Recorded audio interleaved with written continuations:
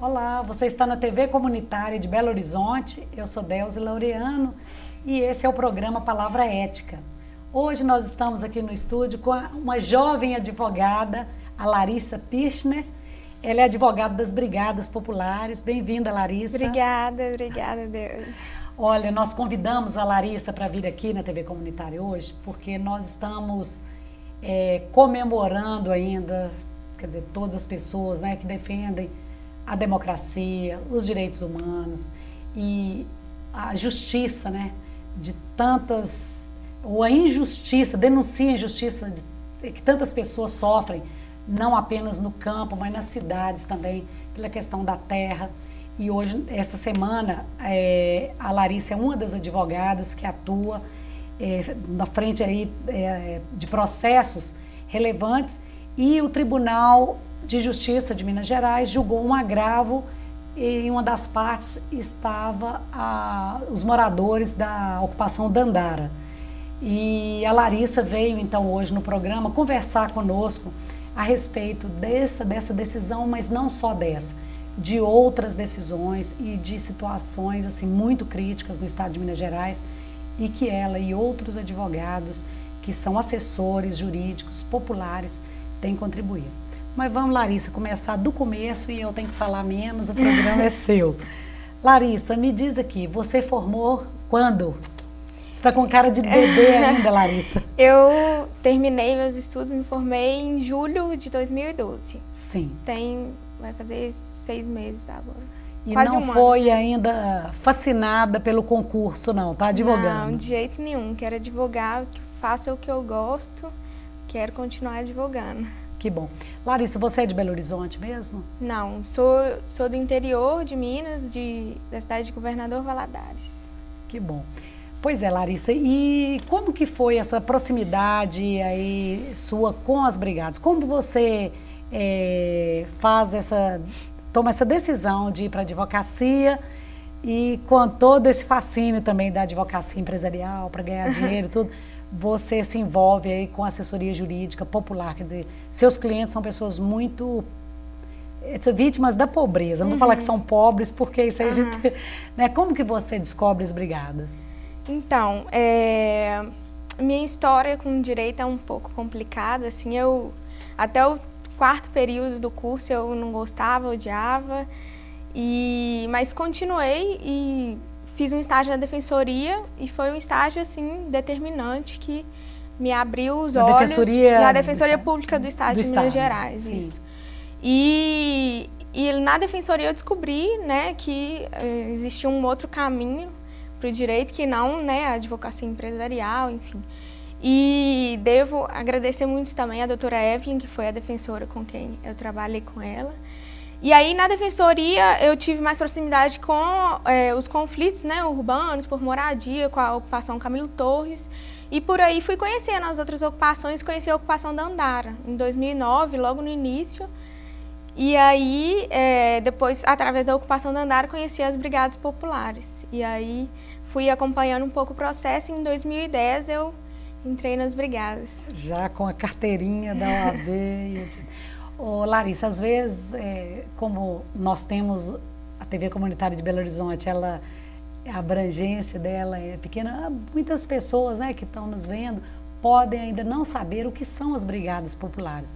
Fala para nós o que são as Brigadas Populares. Então, as brigadas, né, de uma forma bem resumida, nós somos uma organização política. Um movimento ou tem uma natureza jurídica? Existe uma associação? Não, é um movimento? Não. Sim. A gente costuma dizer que, né, nós somos uma organização política e hoje aqui em Minas Gerais, não só em Minas Gerais, mas agora no Brasil inteiro, porque agora somos uma organização nacional. Sim. Nós temos trabalhos, né, na luta aí pelo direito à cidade, pela moradia, na questão prisional, que é muito forte também, né? A gente tem uma luta muito forte contra a revista vexatória, e contra, né, esse encarceramento em massa que a gente vê hoje no Brasil. Também temos trabalho com a juventude de periferia, movimento estudantil, mulheres também, né, trabalhando essa questão do gênero. Então, as brigadas é um trabalho amplo, assim, envolve muitas questões. Ô Larissa, de um modo geral também, todas as questões estão interligadas, né? Sim, todas as questões estão interligadas. Quer dizer, quando nós percebemos que pessoas de periferia, que não tiveram acesso à moradia, que sofrem todo tipo de violência, não é? Então acabam indo para o sistema prisional, exatamente, porque o Estado ele não chega de outra forma que não seja através da polícia, né? E exatamente. Eu imagino que é um aprendizado muito grande, né? Muito grande. Cada dia muito grande, muito gratificante também o trabalho nas brigadas. Sim, mas tem que ter um desprendimento de dinheiro, né? Claro, porque também, né? É uma advocacia e eu fico imaginando que as famílias, tem cobrança por parte assim da família, porque... Sim, isso sempre tem, né? Mas a gente vai tentando aí conversar, dizer que a gente gosta do que faz, que a gente está feliz. E assim, a gente consegue sobreviver também. A primeira liminar a gente nunca esquece. Nunca esquece. A gente consegue sobreviver. Hoje, no nosso coletivo de advogados, a gente está com uma série de projetos, assim. Então, a gente tem conseguido, né, continuar o trabalho através de apoios, né? Muitos apoios também. Mas é muito difícil, muito difícil. Eu também vou dar mais um palpite aqui, porque eu que sou bem mais velha, posso falar, né? Não tem medo, né, falar velha, do que você. Nós que vivemos a época de uma ditadura, sem essa experiência democrática, né? Então tudo era muito difícil. Hoje são centenas, milhares de movimentos, de organizações, né? Então também há o reconhecimento e valorização desse trabalho, apesar de a gente saber que ainda existem muitas barreiras a serem vencidas, né? Larissa, fala para nós aí como que foi esse julgamento da Dandara e um pouco deste agravo, apesar de você não ser advogada que está à frente deste processo especificamente, mas como você é uma liderança aí nas brigadas e também uma advogada do escritório, qual o significado dessa decisão?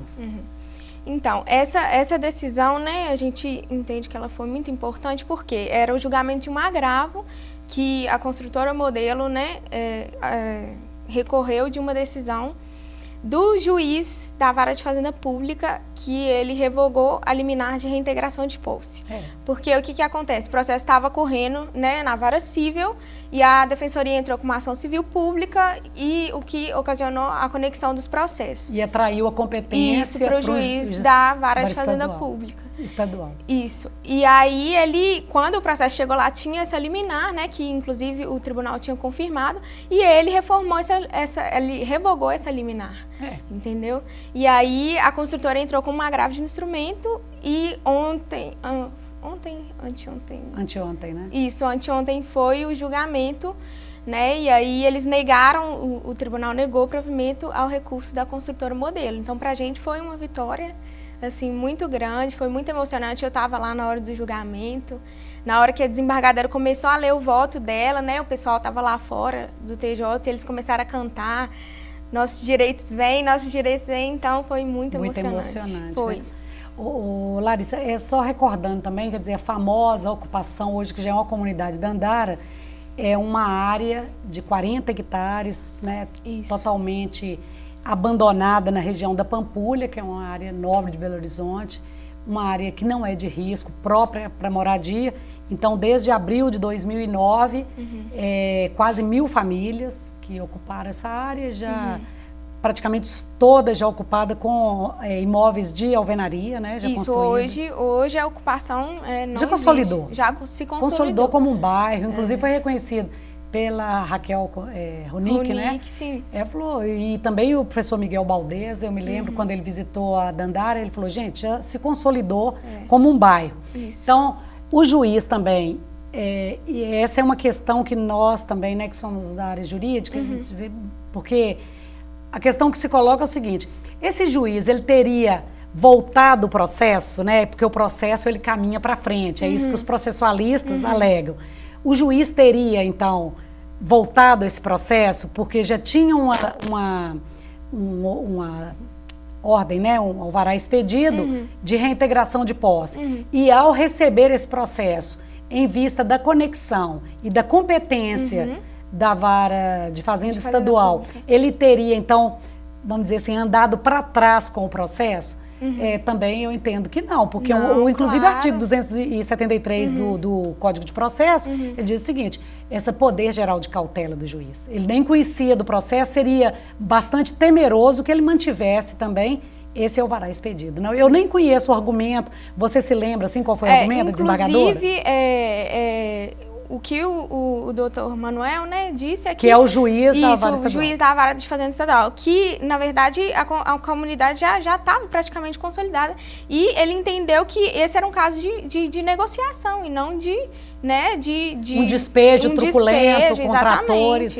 E por isso ele revogou esse liminar, porque ele entendeu que era um caso que, né, as partes deveriam buscar uma negociação pacífica, digna, e não simplesmente, né, dar uma reintegração de posse e a polícia chegar lá e, né, destruir milhares de lares. De vidas, né? Porque é uma questão que nós, que estamos sempre mergulhados nessas questões agrárias, tanto urbana quanto rural, nós ficamos pensando o seguinte, porque até hoje se fala, por exemplo, em reintegração de posse, em retirada das pessoas dos lugares, mas não se fala em realocação, em recolocação, em readequação do espaço urbano, garantindo todos os direitos humanos, né? O direito das crianças a terem uma escola, o direito ao trabalho daquelas famílias, da convivência em comunidade. Então, realmente, o juiz, ele tem razão. Claro, Quer dizer, uma pessoa, as pessoas já estão ali há 4 anos e, de repente, você manda um trator, um oficial de justiça com a polícia, com o trator, destruindo tudo. Claro, né? claro. Mas é óbvio que para fazer esse debate, né, tem toda a inteligência e o trabalho de vocês aí. E da Defensoria Pública também, né? Que a gente sempre... Essa ação civil pública que foi a Defensoria e a gente sempre está caminhando junto aí, junto com a Defensoria. Importantíssima essa parceria, né, entre uma advocacia que está dedicada ali às famílias, àquela questão, mas também com o apoio da Defensoria Pública, que faz um debate também mais amplo, por meio de uma ação civil pública, discutindo direito à moradia, direito à cidade, enfim. Larissa, nós chegamos aqui ao final do nosso primeiro bloco, então nós falamos aqui sobre essa decisão aí tão importante para a comunidade de Andara e para os direitos humanos, para Belo Horizonte como um todo, e esse trabalho primordial aí dos nossos advogados, estudantes e já também advogados formados na assessoria jurídica popular, que tem mudado a geografia não apenas de Belo Horizonte, mas em outras cidades de Minas e também do Brasil. No próximo bloco, a Larissa vai falar também da atuação desses advogados em outras cidades aí no estado de Minas Gerais. Nós vamos fazer um pequeno intervalo e voltamos daqui a pouco.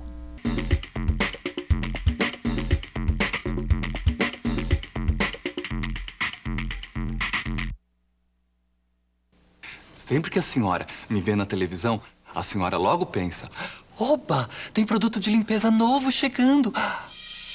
E tem. Só que este é um produto que vai deixar o seu filho de cara limpa e que vai acabar com toda a sujeira que as drogas estão querendo fazer com ele. E é tão fácil de usar. Quer ver? Toda vez que aparecer alguém oferecendo drogas, a senhora pede pro seu filho usar as mãos e fazer assim para as drogas.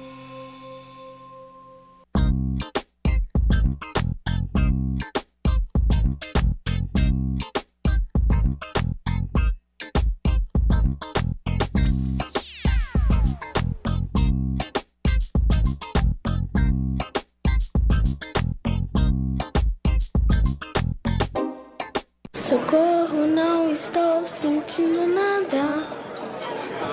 Não vai dar mais pra chorar, nem pra rir. Socorro, alguém me dê um coração, que esse já não bate, nem apanha. Por favor, uma ajuda pequena, qualquer coisa que se faça, um aviso, um telefonema.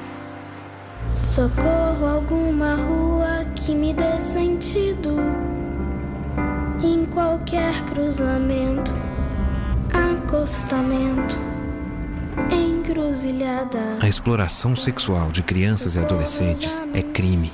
Se você presenciar qualquer ato desse tipo, denuncie. A ligação é sigilosa e gratuita. Com a sua ajuda, podemos mudar o destino de muitas crianças.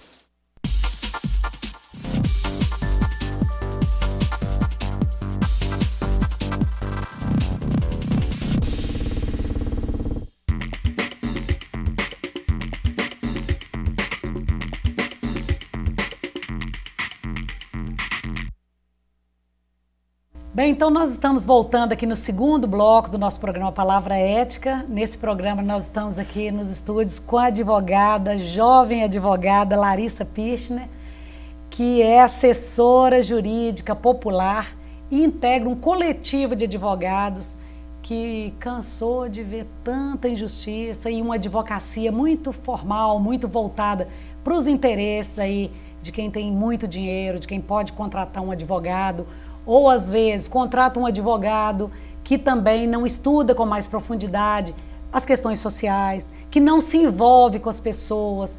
Né, Larissa, fala isso para o nosso telespectador, porque é interessante, muita gente acha que vocês estão lá dentro do escritório e as pessoas, os clientes, né, sei lá se pode chamar de cliente, mas quer dizer, aquelas pessoas que estão sendo orientadas e assessoradas e assistidas por vocês, vão até vocês, mas na realidade são vocês que vão até elas. Conta para nós a experiência de uma convivência diária com essas pessoas.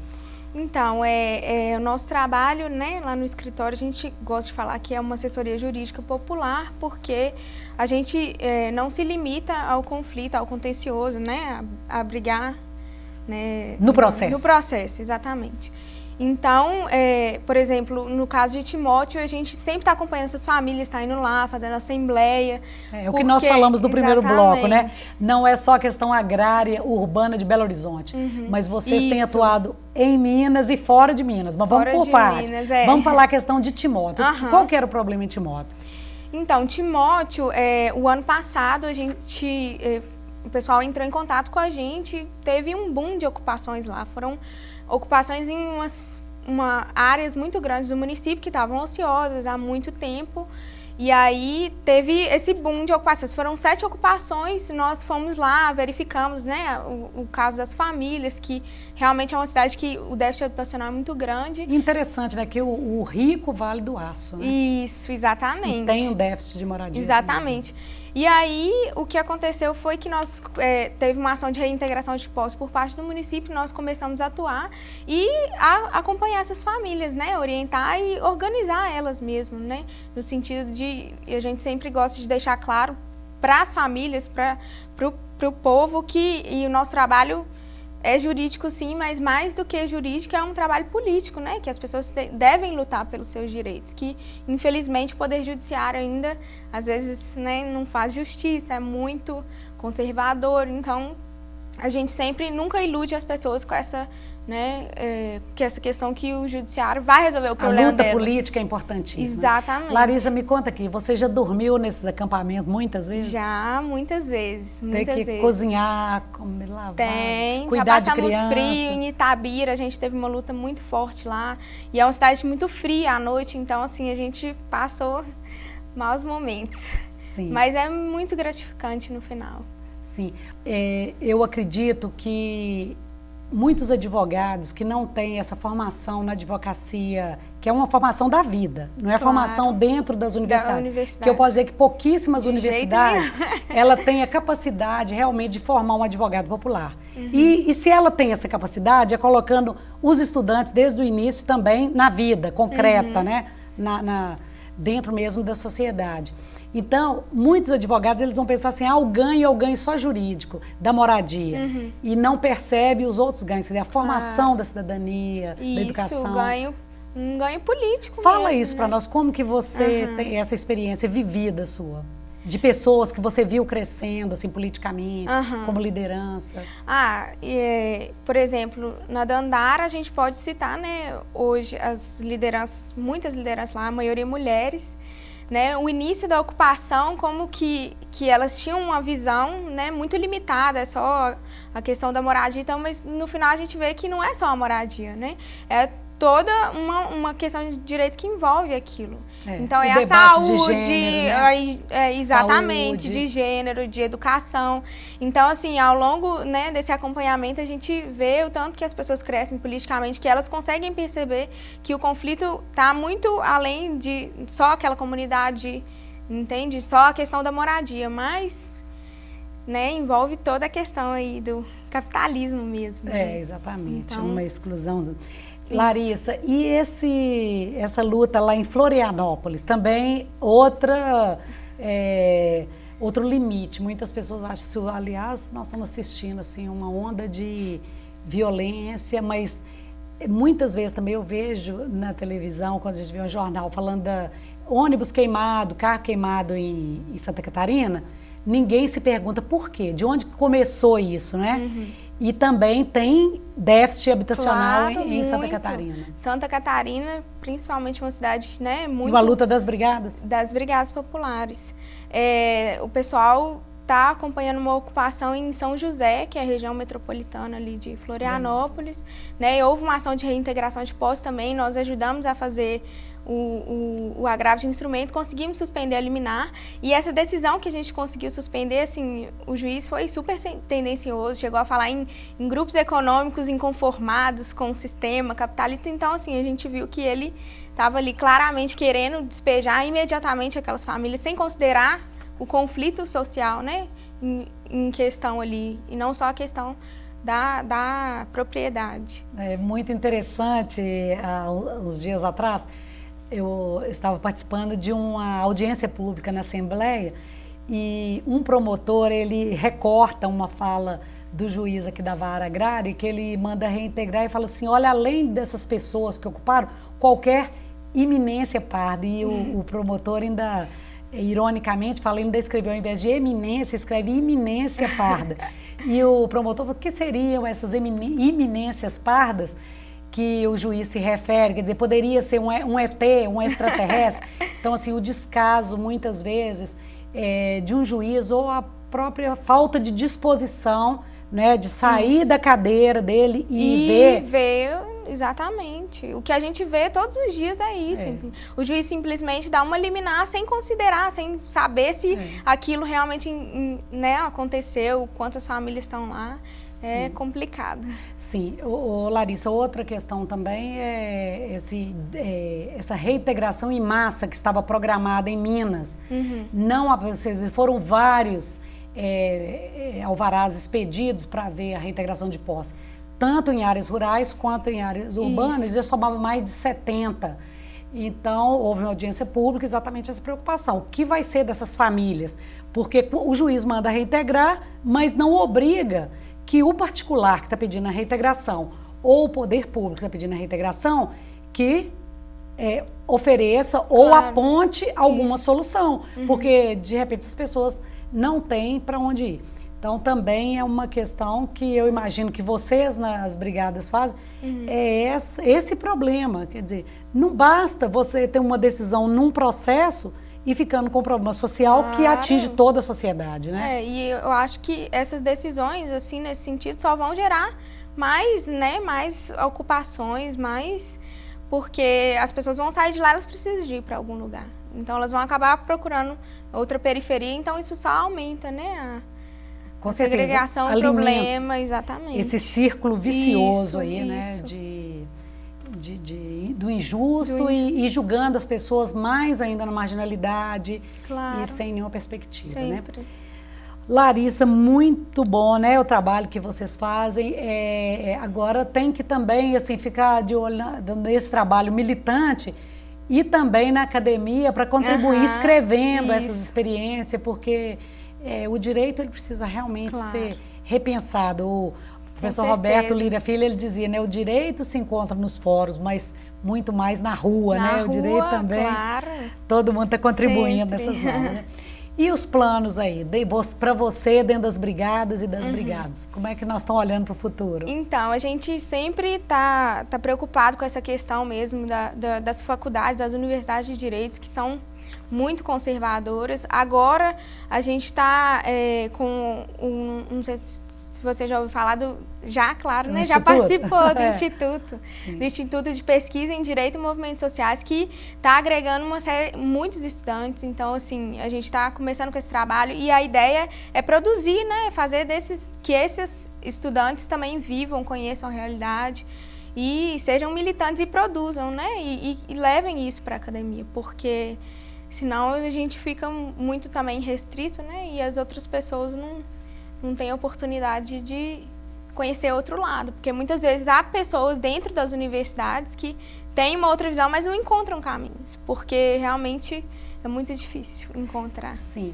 Larissa, e professores. como cidadã, você quer dizer, uma advogada e cidadã, e aliás, lá no Estatuto da Ordem também, o princípio que orienta nosso trabalho é a cidadania, né?